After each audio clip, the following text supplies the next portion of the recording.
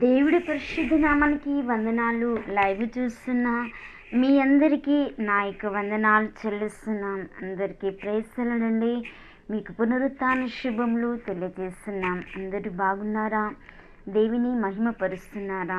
దేవుని స్తుతిస్తున్నారా? దేవుని ఆరాధిస్తున్నారా? అనునిత్యము దేవుని గణపరుస్తున్నారా? దేవుణ్ణి ప్రేమించే వారిని ఆయన సంకల్పం చొప్పున పిలువబడిన వారికి సమస్తం సమకూడి మేలు చేసే దేవదేవునికి వందనాలు చెల్లిస్తున్నాం. దేవుడు గొప్ప దేవుడు, శక్తిగల దేవుడు, దేవుడు మర్మమైన దేవుడని దేవుని వాక్యము సెలవిస్తుంది. మనుష్యులు ఎరగని విషయాలు దేవుని ప్రేమతో అతకబడి ఉండేదే దేవుని మర్మము. దేవుని ఎరగని ప్రజలు అంటే మనుష్యులు ఎరగని విషయాలు, మనుషులకు తెలియని విషయాలు, మనుషులు కనుగొనని విషయాలు, మనుషులకు మరుగైనది తెలియజేసేదే దేవుని మర్మం. ఇది కొలస్సీ 2:2 వ్రాయబడిన ప్రకారం తండ్రి అయిన దేవునికి మరియు క్రీస్తుకు మధ్య ఉన్న మర్మము తెలుసుకొని గోరినట్లయితే పాపులు యేసును తెలుసుకోవాలి. అదే పాపులు విమోచింపబడుటకు ఒక మర్మము. ఆదికాండము 3 సాతాను వలలో మానవుడు పడిపోతున్నాడు. అబ్రహాము కాలం నుండి దేవుడు తన మర్మమును పాపుల రక్షింపబడాలని బయలుపరచెను.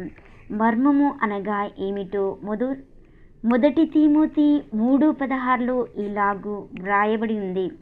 నిరాక్షేపకంగా దైవభక్తిని గూర్చిన మర్మం గొప్పదై ఉన్నది. ఆయన సశరీరుడుగా ప్రత్యక్షమాయెను. సశరీరుడు అంటే పరిశుద్ధుడు, నిష్కళంకం లేనివాడు, నింద రహితమైన వాడు, ఏ పాపము చేయని వారిని సశరీరుడు అని యేసుక్రీస్తును పిలవడం జరిగింది. ఆత్మ విషయమైన నీతిపరుడని తీర్పునందెను. దేవతలకు కనబడెను. రక్షకుని జన్మంలో ప్రకటింపబడెను. పౌలు ప్రకటించుటకు ఎఫెసీ 6:20 అదే అవకాశం మనకు ఇవ్వబడి ఉన్నది.